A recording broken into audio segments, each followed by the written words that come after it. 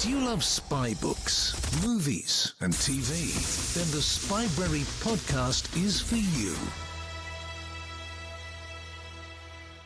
Okay, today we've got a special treat. We've got novelist, cultural and social historian with 2 volumes of William Blake under his belt, The Life of Timothy Leary and the 90s band KLF. Welcome to Spybrary, Mr. John Higgs. Hi, Andy. Good to meet you. Good to talk.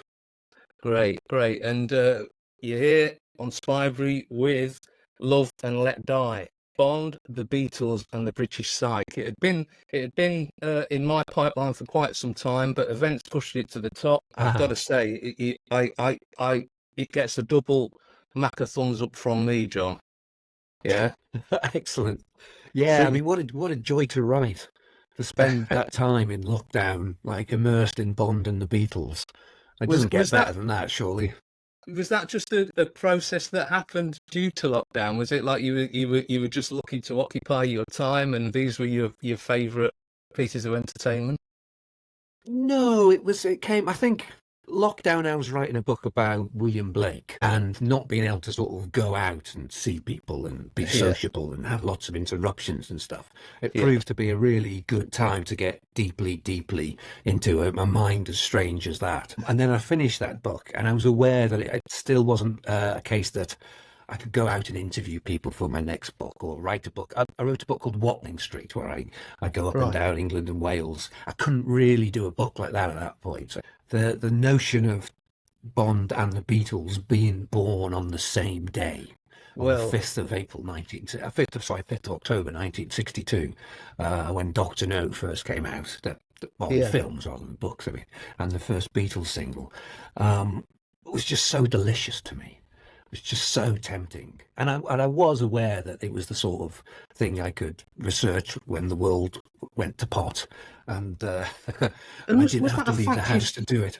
Was that a fact you stumbled into, John? Because as an enjoyer of both of these titans, that got me like a sucker punch right at the beginning. That particular fact of birth on that one day in October, you know. I remember still the moment that I realised it, and it was for some reason I was on the Dr. No Wikipedia page, and I couldn't tell you what took me there, but you know, we've all been there. We all stumble down those Wikipedia holes and find ourselves reading about Dr. No or something like that, and I just saw on the side the release date, 5th of October 1962, you know, and I'm a sufficient Beatles nerd that I thought, no. That can't be right, surely. That can't be right. I'll have to double check that. But the idea that both of these things have pretty much come to redefine how sort of post-Empire Britain is seen in the eyes of the rest of the world, to appear, you know, on the same day. It was a windy, cold autumn day, a Friday afternoon in 1962. You know, suddenly these things that sort of define us appeared both together.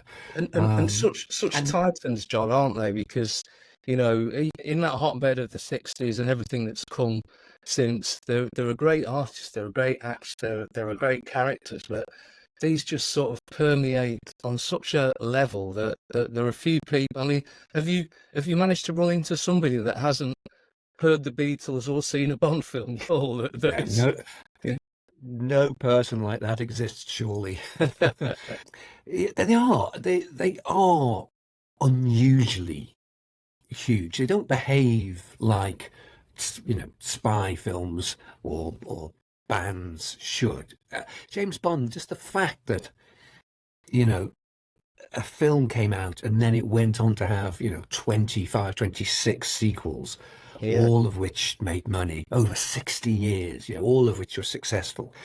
That's not possible. You know, if you tell a film producer that was something that they would just laugh at you, if James Bond didn't exist, that is. But the fact that James Bond exists, it's such an anomaly that looking at it in comparison to other action film franchises, doesn't really work. And again, a similar thing with the Beatles, you know, the idea that 4 friends could come together and form a band and have the impact that the Beatles would have in that short period of time. It's just not possible, you know. No one forming a band thinks it's plausible that they could be as big as the Beatles or as important as the Beatles anymore. They soon find out after a couple of weeks normally. Totally. So that's why looking at them together made sense to me. Exactly. Sorry, but coming to the back to the book and the cover. This is the one I've got. I've got the paperback. I saw recently you posted the Spanish cover, which I thought was very good. Yes. And was it the Estonian one? The Estonian one turned up the other day, which I was quite pleased by.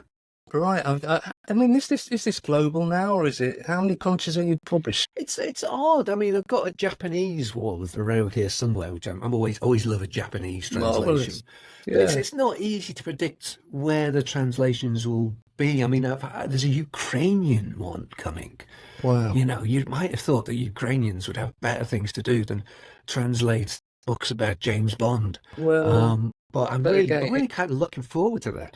Yeah, I mean, it all comes to the point. It's like your point about lockdown, John, is that we immerse ourselves in these things as an escape, don't we? And there's I've downstairs. I've got the 20 Blu-rays of all those, the first 20 Bond movies, and likewise, I've really enjoyed anticipating our chat today, rediscovering the Beatles.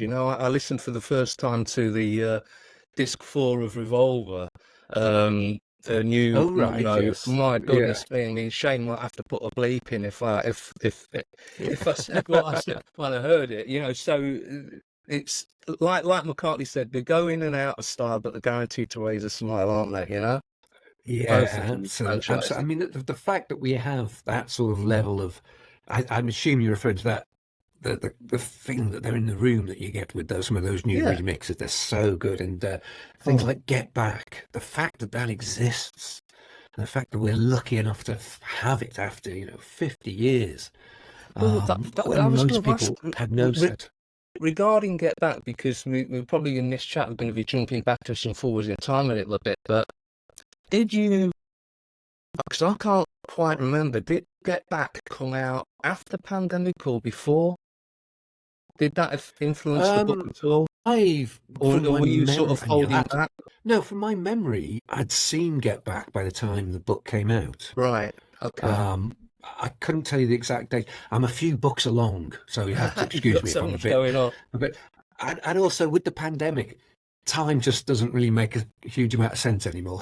Yeah, exactly. It's kind of odd. I know when the book came out, I would have been amazed that we'd get to the middle of 2024 and not have another Bond film, or not at least even know that one was in production or that an actor was sort of was found. 2019 was when they finished filming the last one, and in that 5 years, that's longer than the entire Timothy Dalton era. Exactly. Nothing, and absolutely nothing. That's really surprising to me. Well, that sort of draws us to the point that there's no spoilers we need to worry about in this chat today, is there? Because we know what happened to the band, and really, the last knockings, we saw what happened to Bond, didn't we? Yeah.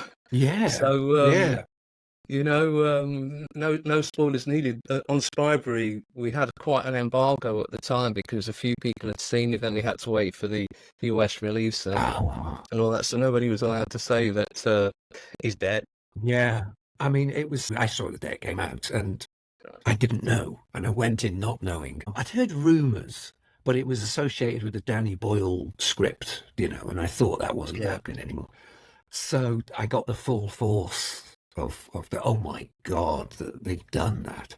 And it's such a memorable cinematic experience. Yeah, it's bold as all hell, and very... Well, it's the very book sort of made me think harder about it, because I just kind of swallowed it. Oh, it's only a film that can do. Then it's like, hang on a minute, this character is dead, and yes, you can just do a different iteration, but as I say, as of today, the cinematic Bond is, if we're going in linear time, he's dead, isn't he?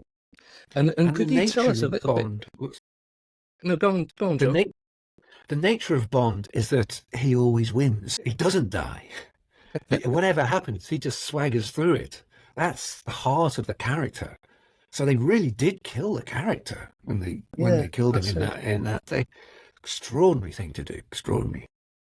Yeah, and you've hit on, because I say we've got these two titles, Bond, Beatles, but you hit on, it's like a Venn diagram where the two titans meet, and this area in the center where they overlap.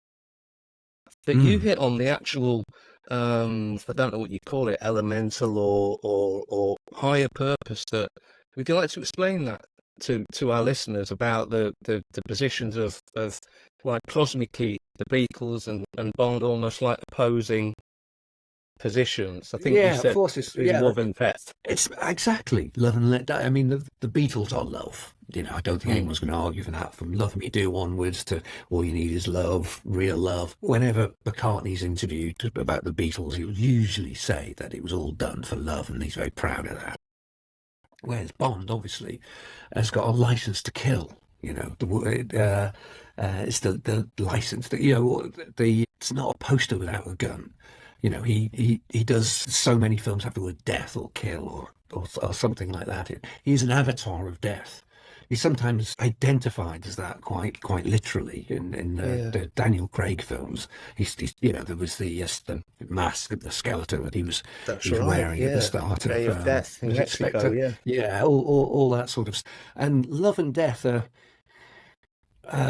In Freud's opinion, anyway, are the sort of two competing drives, Eros and Thanatos, that sort of shape us. These are the things that pull us in sort of competing ways. It's Venus and Mars. These things are sort of often linked, and because they emerged at that time in the 60s, which was after the Suez Crisis and after the empire was well and truly over, and nobody could pretend that we were a global superpower anymore. It kind of left us in a place where, because for centuries, that's who we were. Britannia rules the waves. We knew ourselves. That was us. And when that was over, the question was, well, who are we now?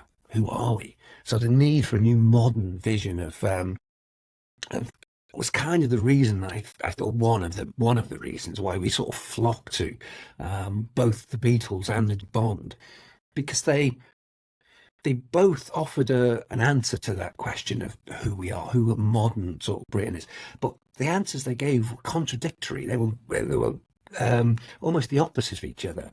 It's like for Bond, the modern world was full of these gadgets, and it was full of luxury, and it was full of flying on planes to exotic sunny beaches, and it was amazing food and great clothes, and it was materially better than things had been. But the attitudes didn't change. Attitudes to the monarchy, attitudes to women, attitudes to foreigners, and all that sort of stuff. It sort of clung, especially in Ian Fleming's books, it clung to how things had been. Beatles, in absolute contrast, really quite liked old things. You got all the faux Victoriana of Sergeant Pepper. You've got songs like Their Childhood, Penny Lane, Strawberry Fields. They were fine about our past. It was ideas that they thought we needed to change.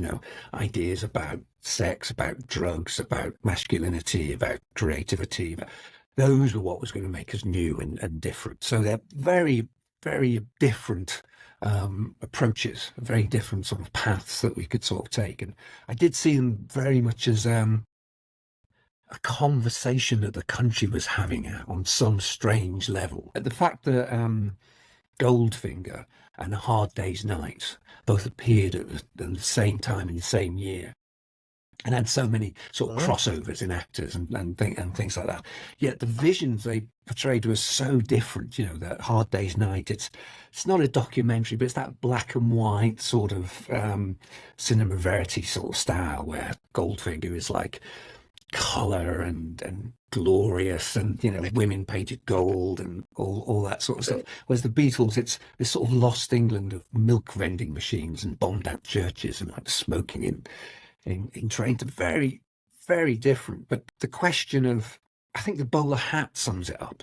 In Hard Day's Night, this character played by Richard Vernon goes on the train, this businessman with his bowler hat that he takes off, and he wants the window shut and they want it closed, but it's for them and one of them, and they're rude to him. They don't show him any deference, right? And he kind of expects it.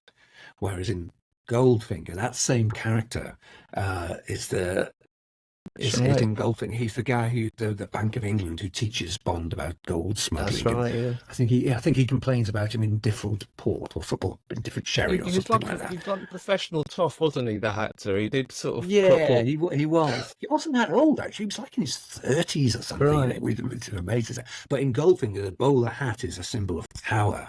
You know, Oddjob uses it as a weapon. You know, that question of how we should see the bowler-hatted gentleman was being debated on a national scale at the start of the 60s, when the Beatles appeared. It would be expected that you show deference to such a person. After the Beatles had gone, you get like Monty Python and the Upper Class Twits, and people like that were a joke. In the middle, when those two films were coming out, that was the moment we were sort of trying to make out what the role of that sort of attitude should be in our future. So it's fascinating to see play out like that. In terms of that, John, I mean, there's the third, as I say, there's 3 bands for your book with this piece of work, and I guess that British side part. So how, going back to the origins, because we've got the starting line, as we say, that October Saturday, going back to origins of Fleming, because when I looked at this cover, I thought to myself, yeah, we've got 4 mock tops. We've got probably a Thunderball syrup without, he hasn't got his earmuffs on today, you know?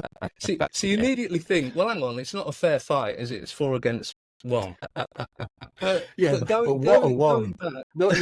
You get a fight, James Bond has a fight with 4 men. You've got a fancy. Yeah, like you said, he always wins, you know. But but also, it's the fact that, like you said before, you know, well, Bond is real. It's like, well, the Beatles were real, and this is a fictional character, but you use the word avatar, John, yeah? And I love the fact that because we've got our little James Bond book club with our Bentley that's bigger on the inside, and, you know, you go back to when these books were initially published, you know? Oh, yes, back to the 50s, yes. That's right. So, Bond, you wrote that Bond is basically Fleming's avatar, yeah? That his ideal, his idealized how he'd love to be, or his fantasy about himself.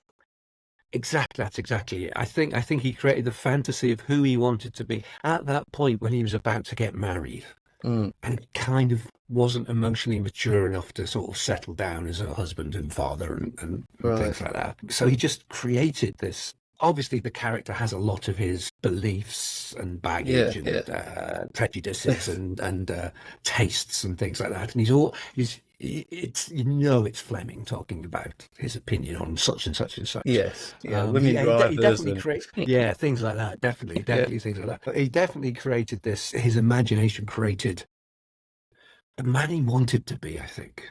And I think a lot of that is to do with his time during the war, where this sense he had been a chocolate sailor, you know, that he wasn't sent to danger, you know, he wasn't brave. Not to say that he didn't serve admirably and had nothing, you know, to be ashamed of, but he was behind a desk a long way from the front, helping, you know, the admirals and things like that. The notion of going out and leading from the front and fighting and being brave, I think he would love to have done that himself. And I think this is a little Bond does seem a lot of wish fulfillment on that.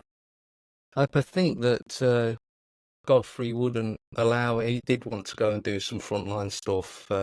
It's written that Godfrey wouldn't allow, because if he was captured, you know, be a serious problem. Yes. But in terms of his, I can believe that. I can believe he wanted to, definitely. Yeah, you know, and in terms of origins, going back further, it's like you say, the time in the war, Fleming's time in the war, his actual upbringing, then him starting to basically fail upwards. So that's his trajectory. Yes. And at the same time, these 4 disparate youngsters, I think Lennon did say that he was born in an air raid. I think it's been disproved. It has been disproved. He certainly thought he had. He was certainly told that as a kid. It just wasn't the case, but And his middle name's Winston. He's very much a product of that war.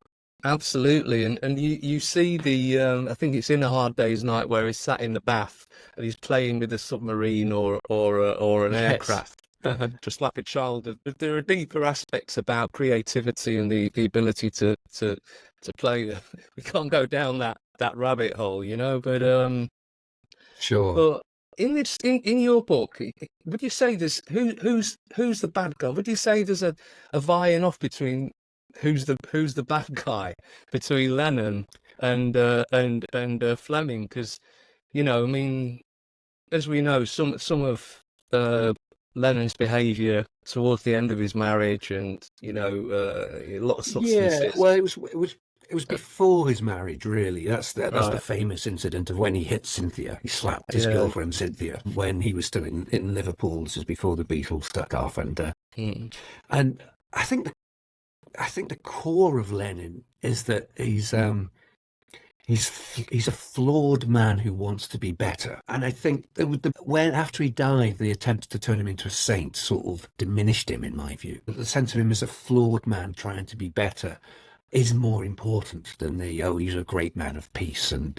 peace campaigner, and however he was portrayed as Saint Lennon. Yeah, I think that it's in today's culture where it's very easy to find one thing wrong with someone and dismiss them completely. We might fail to grasp how useful and important that archetype, that wounded healer archetype that Lennon represents, is. Certainly Fleming, there's a lot of aspects of Fleming's sort of privilege and prejudice. There's no two ways about it. They don't look good now. They're hard to defend now. And it was surprising. I don't think he was ever really political, but he hung around with a lot of fascists, for want of, and the way he owned Mussolini's passport, was very proud of that. And I think he buy Mosley's flat. Yeah. It was in the similar sort of social circle. So there's a lot that, when you put it together, it don't come across well now. The thing is, though, it's like the racism aspects within the novels that, whether it's Churchill, anybody who's at that sort of level in society at that time, they'd have little time for a painter and decorator, never mind an Afro-Caribbean person. So they what current. Yeah, what I find interesting though is how quickly the character of James Bond escaped from Fleming's vision of him. Right. Pretty much as soon as they cast Sean Connery for a start, Fleming had that David Niven style, sort of old school Thai vision of the character at the start, at least, and I'm sure towards the end of the book, he's desperately writing in a Scottish background and sending him to FETs, the public schools. He's suddenly mixed heritage, isn't he? Instead of all the baddies being mixed heritage, suddenly Bond's got a mixed heritage. Yeah. Got a Scottish background, and I love the fact that Sean Connery knew FETs because he used to deliver milk there.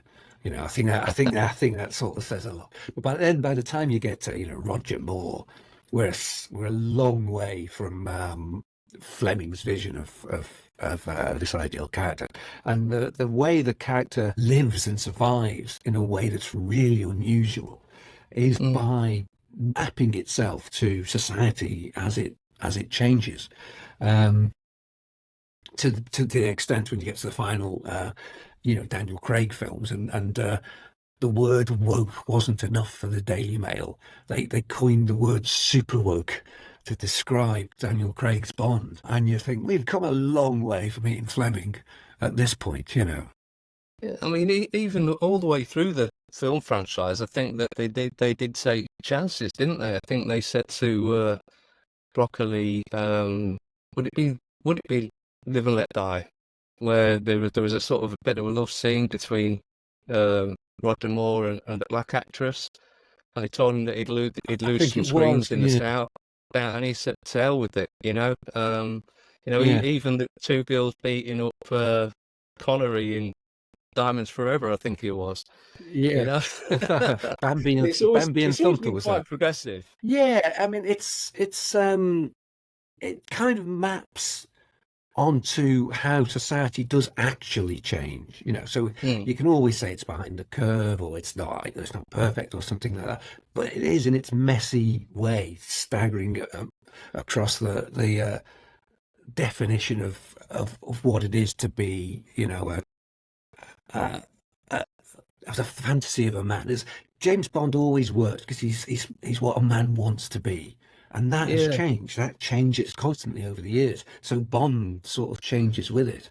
And so if you step back and look at it all, you do see social, change taking place. But as long as the wish to be like that remains, then that's enough to still be Bond. I mean, It there's a still lovely remains passage. Bond.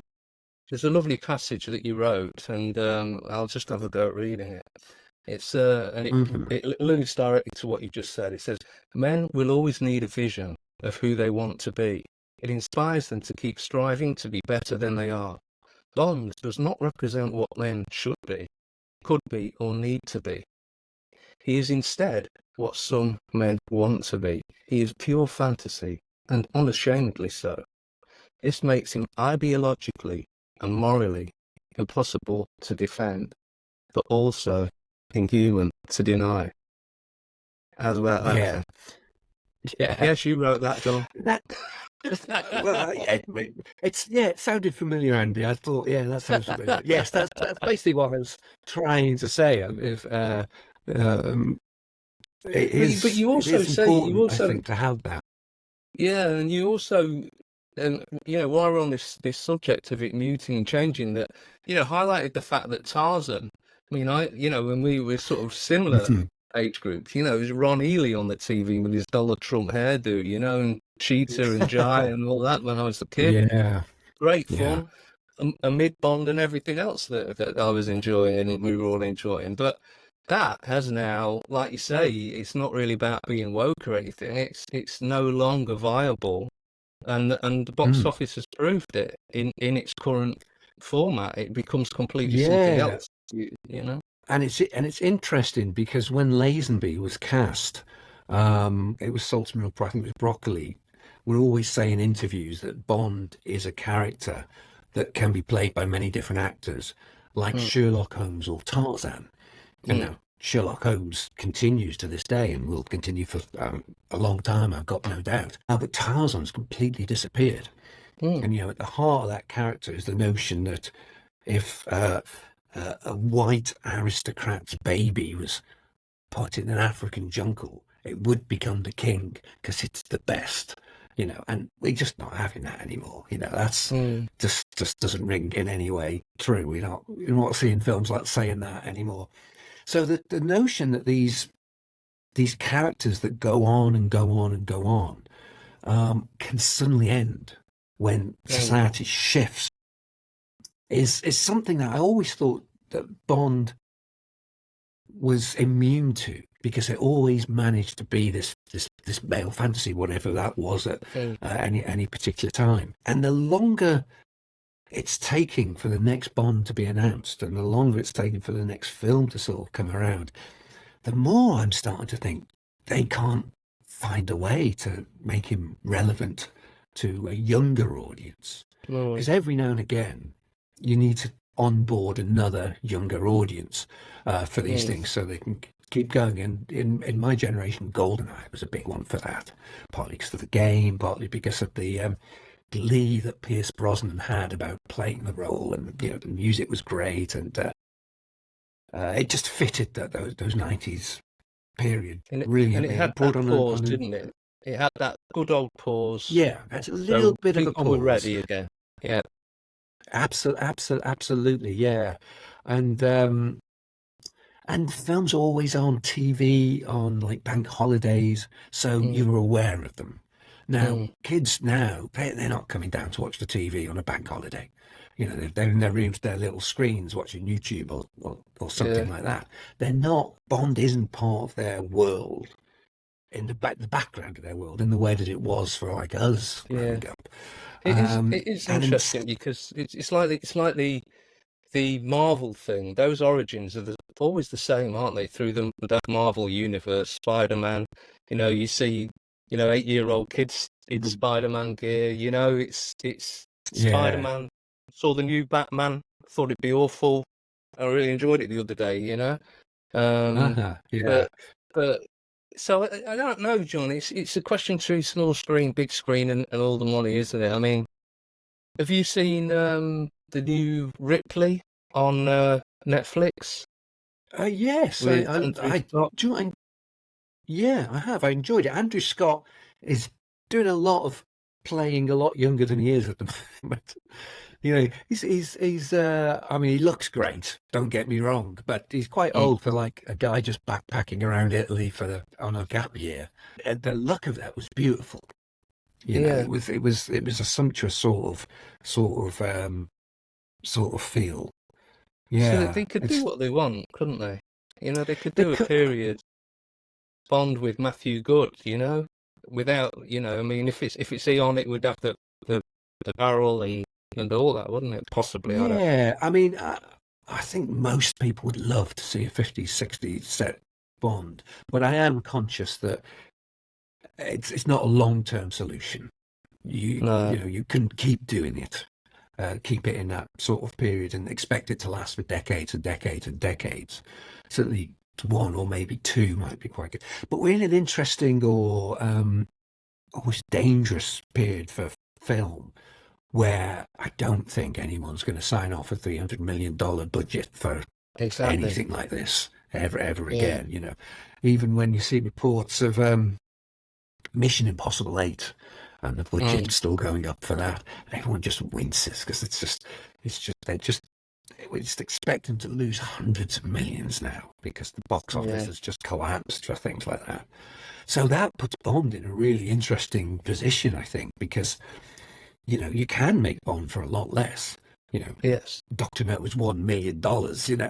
Um, but you'd kind of move it less away from the, exploding planes and Fast and Furious type constant action, yeah, and more towards espionage. Surely yeah, that's the way that would push you.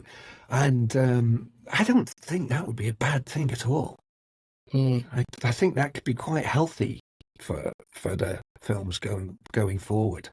If they had like 80 million or something like that as a budget, yeah. I'd be interested to see how that affects what they do with it. Well, it's the ball's in their court, isn't it? And a lot of people are talking like this, so it's a matter of Babs and Co are listening, isn't it? The ball's been in the court for quite a while. But Really should think about hitting it back. that's right. Yeah, go give it a go. But with the novels, John, did you read them as pure research, or did you read them as part of your reading journey throughout your life? And did you do them in a a bit of block, or did you? bit of both. I'd read a few before Mm, I started this book, but obviously I read them all in order for when I was doing this book, which is probably not the best way. I think I loved Moonraker. I really loved for some reason. yes. Yeah. I loved the early stuff where he's like bored in the office and things like that. It's Yeah. ridiculous that of all the Fleming things, that it's those sort of details, but it just made it very real to me. Yeah. I love the short stories. I thought those were great. They're really character studies, and they're really character studies of Ian Fleming. I think a lot of them, anyway. And he took some chances, didn't he? Like Quantum of Solace. That's probably one of my favourite of all his stuff so far, because it was just so off the beat. It was just so unusual. And part of them a little bit about the sinking of the boat at the beginning, but it was. Was that the one with the puffer fish that expands? No, the Quantum of Solace is where he's been at a boring function, a white tie function, and he wants to get off, and he starts chatting to the old boy. Yeah, And he's thinking, right. "Oh, do I have to?" That's right. And he starts weaving this really, really human tale. And I was so impressed with that. It's supposed to be a Somerset Maugham tribute. But Yeah, okay, I can see that. But if a few of the later ones, I struggled a bit with. he Spy was Who Loves Me, I think. that one. I've I'm due to read that next. But what about your actual? Because I've just sort of skimmed over it at the beginning with the Blake book and Timothy Leary, KLF, all that. But what about your actual writing journey, John? Was it because just like me, you stand accused of not being born with a silver spoon. So, where Yes. did you, to quote the verse, but where did your actual writing journey begin? Was there a particular series of books or writer that sort of inspired you to put pen to paper? Oh, that's a good question. I mean, as a kid, it would be things like Douglas Adams. Douglas Adams I Right. loved, and I'd start off on Doctor Who books, the Terry Sticks type things. And I've got a book coming out next year, Exterminate, Regenerate, the story of Doctor Who, which is like that 60-year period again through another Not- British icon. Yeah. Well, I've got But- the Carnival of Monsters up there at Target. That was the first book I owned. That's a a personal favourite. That's an absolute perfect favourite. I'll have to make sure you get that Brilliant. book. And is there anything that we haven't covered, John? That and I've done a few of these pods on Love and Let Die. So is there something that nobody's covered that you'd like to tell us about the book, or have you covered all bases? I don't know. I mean, I've talked about it a lot. It's normally Beatles pods. I've had a lot more Beatles pods than Bond ones. And it's quite just keen for an excuse to sort of just have a bit of geeky Bond, geeky Bond chat. Well, anyway, I've got hold of it easy. Is it the case of with all your books, you can get them everywhere where they sell books? Yeah, they're where they should be. Yeah, okay. And I do the audio books as well, which are available on Spotify now. And you do your own If you've audio, got a certain don't you? account, they're free. Oh yeah, I read them all myself. Yeah, Brilliant. Absolutely brilliant. absolutely. Well, the Blofeld meanies are closing in on us, John. Yeah, and That will happen. that will happen, and there's only one way to go out. Not singing. Fighting. It's the quick fire round. I'm going to do the quick fire round. Yeah, sorry. Yeah. Okay, yes, go for it. Yeah, you ready? Okay, all right. It's all right, I just whisked away to Pepperland now. Hold tight. That's where you're coming. Okay. So anyway, you've been collared in East Berlin, John. Yeah, especially they've locked you up. Okay. So that's just one of them. Okay. So which Bond would you have to come and try and get you out? Which Bond actor? To rescue me from the Stasi. I mean, because it's the Stasi, I associate that more with Connery. Yeah. That sort of period. Yeah. No, Connery was a lot more Smirsh, wasn't he? Even so we're Bond talking pre-89. Yeah. You can have anyone you want. I mean, I'd be happy for all of them. As much as I think that Daniel Craig is probably the best Bond. I could really do with a bit of Roger Moore, a bit of joy. Yeah. You know, the way he's just delighted to be Bond. He just really enjoys that, enjoys the opportunities he has. So I think the next Bond needs that sort of little bit of humour or something like that. So I'd have Roger Moore come to rescue me. Yeah. Okay. Nice one. I think Shane might like that. Okay. Now, which beverage would you like? Yeah, you can have anything your one desire for a drink in yourself. What will you have? I would have a whiskey. Yeah. I'm quite easy on which whiskey. Yeah. Cooking whiskey would be fine. I don't have the sophisticated need for a particular brand that Ian Fleming would Ian Fleming would be appalled by me. I'd be drinking the Bells and happy with it. Okay, well, the bottle of Bell's on its way to you there. Yeah. Okay, and now for you, which musician would you have keep you company? Maybe play along while you through those hours while you're waiting for Roger Moore to come and get you. Can you have all four Beatles? You can They have were a band, alive then. Yeah, I would certainly have all four. Because for me, the Beatles is the chemistry between the four of them.